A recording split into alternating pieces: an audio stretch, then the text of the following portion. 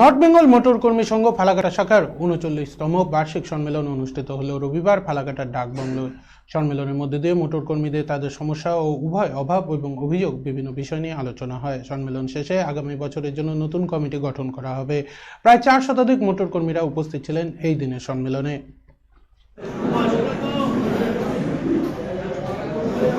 আজকে আপনাদের কর্মসূচিটা কি রয়েছে? আজকে আমাদের ৩৯তম বার্ষিক সম্মেলন।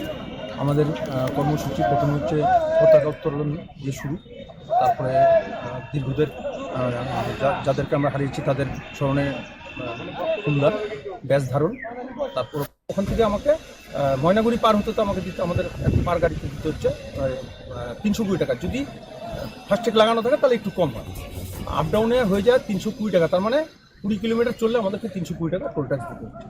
এগুলো একটু সমস্যা, এগুলো সমস্যা।